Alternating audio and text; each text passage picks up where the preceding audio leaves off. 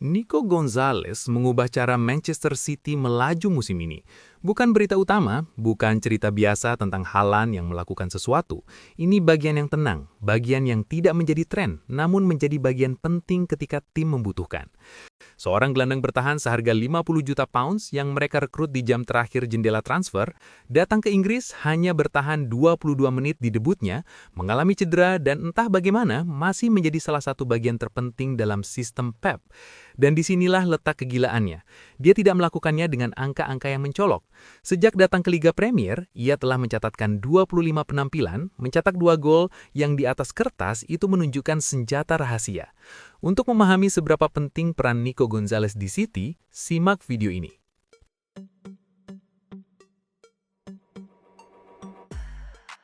City merekrutnya untuk mengembalikan fungsi. Nico tidak mendominasi bola seperti Rodri, lantaran ia belum sepenuhnya mendikte tempo permainan.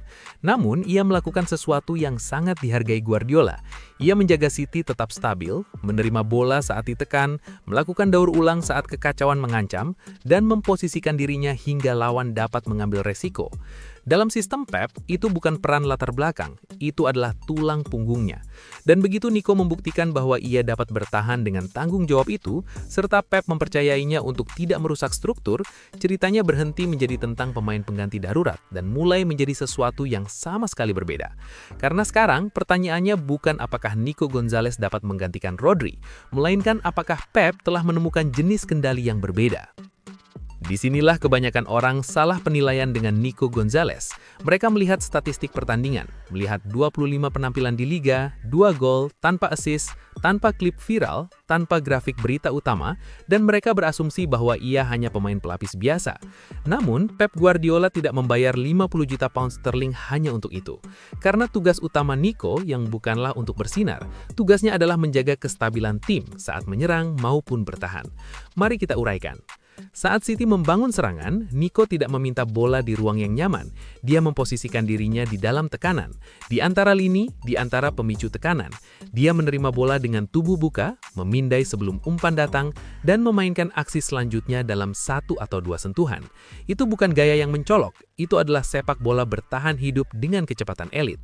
Inilah mengapa Pep mempercayainya dalam pertandingan di mana City mengharapkan kekacauan. Dalam pertandingan tanpa Rodri, masalah terbesar City bukanlah kehilangan penguasaan bola. Masalahnya adalah kehilangan ketenangan pertahanan, dan Nico membantu memperbaikinya. Dia tetap terhubung dengan bek tengah, mengatur posisinya untuk memblokir jalur serangan balik, dan memastikan City selalu memiliki pemain di belakang saat mereka kehilangan bola. Itulah doktrin Guardiola, yang kemudian ada umpannya. Nico tidak mengirimkan umpan-umpan spektakuler, dia memainkan umpan-umpan aman progresif, jenis umpan yang menggerakkan blok ke depan. Dan di Liga Champions musim ini, dia beroperasi dengan akurasi umpan lebih dari 95%. Bukan karena dia bersembunyi, tetapi karena dia tahu persis resiko apa yang diperbolehkan dalam sistem Pep. Anggap saja dia sebagai perekat antar fase. Ketika City mendominasi, Nico bergerak. Ketika City goyah, Nico memperlambat permainan. Ketika City perlu berlafaz, Nico memberi mereka oksigen. Dan inilah bagian yang licik. Meskipun menjadi gelandang kontrol, Nico masih memiliki insting mencetak gol dari masa-masanya di Porto dulu. Dia tidak selalu berada di dalam kotak penalti, tetapi dia mengenali momen-momen penting. Kedatangan terlambat, bola kedua, dan fase yang terputus.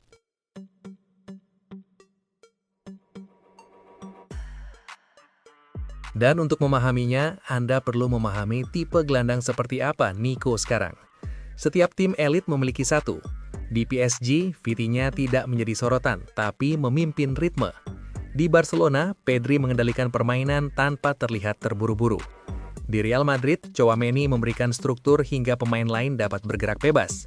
Di Arsenal, Zubimendi menjaga keseimbangan sistem yang selalu sedia siaga.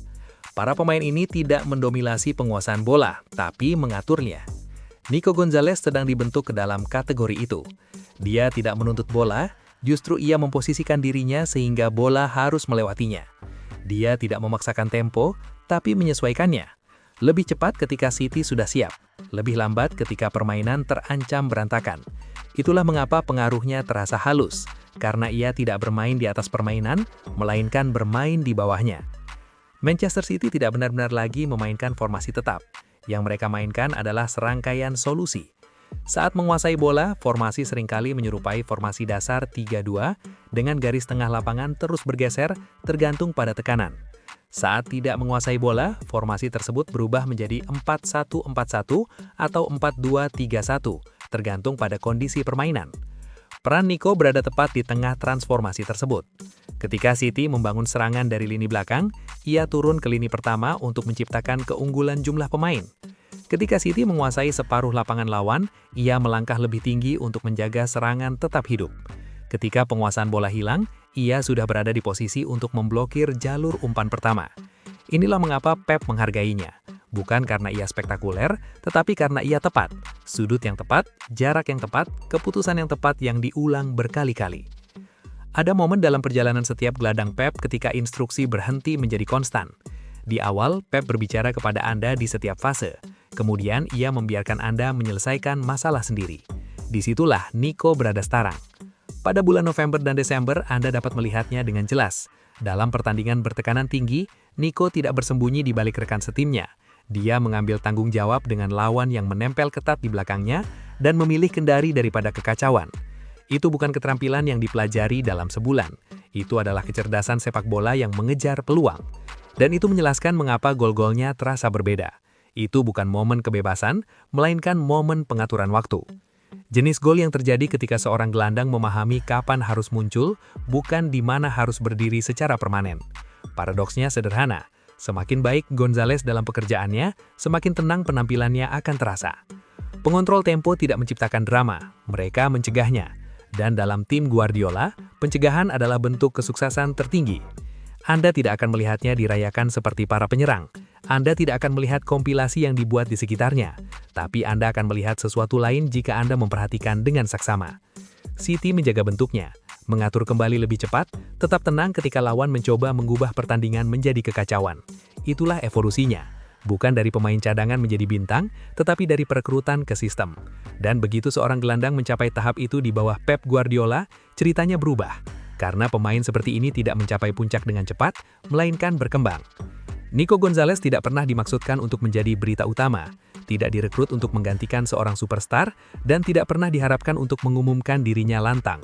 Dia direkrut untuk memperbaiki sesuatu, untuk mengembalikan keseimbangan ketika kendali mulai lepas, untuk memberi Pep Guardiola seorang gelandang yang memahami ruang, kesabaran, dan tanggung jawab, bahkan ketika permainan menjadi tidak nyaman. Dan itulah yang telah ia lakukan, tenang, metodis, dan tanpa bising. Sementara yang lain mengejar momen, Nico mengelola menit. Sementara sorotan beralih ke tempat lain, ia menjaga agar pusat lapangan tidak runtuh. Itulah mengapa angka-angka tidak berteriak. Dan itulah mengapa Pep terus mempercayainya. Karena senjata paling berbahaya dalam sistem Guardiola bukanlah yang paling berisik. Itu adalah yang mengendalikan tempo sebelum kekacauan bahkan memiliki kesempatan untuk dimulai. Nico Gonzalez bukanlah masa depan Manchester City. Ia adalah mekanisme yang memungkinkan masa depan untuk berfungsi. Dan pada saat semua orang mulai berbicara tentangnya, ia sudah tidak tergantikan. Itulah sekilas ulasan tentang kehebatan Nico Gonzalez yang sudah kita simak bersama. Jika kalian ingin berpendapat atau sekedar dukungan, silakan ketik di kolom komentar di bawah ini. Terima kasih sudah menonton hingga detik ini, dan tunggu ulasan menarik lainnya di video selanjutnya.